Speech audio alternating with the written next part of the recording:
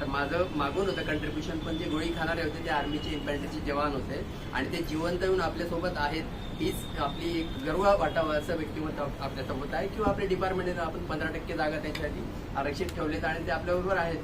तर त्यांच्यासाठी आपण कायमच एक सन्मानपूर्वक वागणूक त्यांना देण्यात यावी, हा गव्हर्नमेंट ऑफ महाराष्ट्राचा GR पण आहे. या क्षणी आपल्या सगळ्यांच्या निदर्शनात आणून देतो. तो GR काढावा लागू नये हे मला असं वाटतं. GR नको, आपण मनापासून आपल्या सैनिकांचा रिस्पेक्ट करावा. युनिफॉर्ममध्ये आलं तर त्याचं सॅल्यूट द्यायला काहीच हरकत नाही. आपण अधिकारी असू दे, कोणी असू दे, पण तुम्ही अधिकारी आणि कर्मचारी कधी आहात?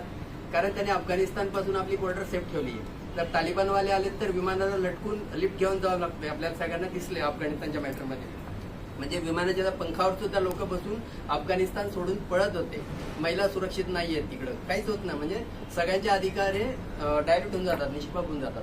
तर ते सैनिकांना अधिकार देण्याचं काम, आपल्या जनतेला अधिकार देण्याचं काम किंवा तुम्हाला एक नागरिक म्हणून सन्मानपूर्वक कसं वागू शकतो ते सैनिकांमुळे आपण आहोत.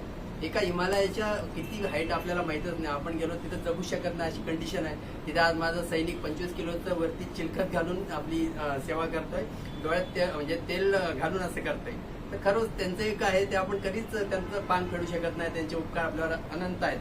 परंतु तरी पुन्हा फुलाची पाकळी आपल्यापर्यंत कोणी आला तर त्याला कसं मदत करू शकतो एवढं एक लक्षात ठेवावं. सन्मान त्याला देत जाऊ आणि एक युनिफॉर्मला सोजर आला तर त्याला नेहमीच प्रायोरिटी द्या. काल आपल्या मान्य उदाहरण सरांनी पण मान्य केलं की आपण एक परिपत्रक काढत आहोत, ज्याला आपल्या कुठल्याही कार्यालयात आपला माजी सैनिक आला तर त्याला बाकी सगळ्यांना बाजूला सारून एक प्रायोरिटीनं आपण त्याचं काम करून देण्याचं काम करणार आहोत. तर तो सुद्धा एक गायकवाड सरांनी काल इनिशिएटिव्ह घेतला आणि साहेबांनी त्याला मान्यता दिलेली. आपण त्याच्यावर काम करू. आणि आज जो सत्कार समारंभ आयोजित केला त्याबद्दल खूप खूप आभार. मान्य सावंत सर माझे वरिष्ठ आहेत दोघीकडे, त्यांनी काही बोलावं अशी त्यांना विनंती केली. Please sir.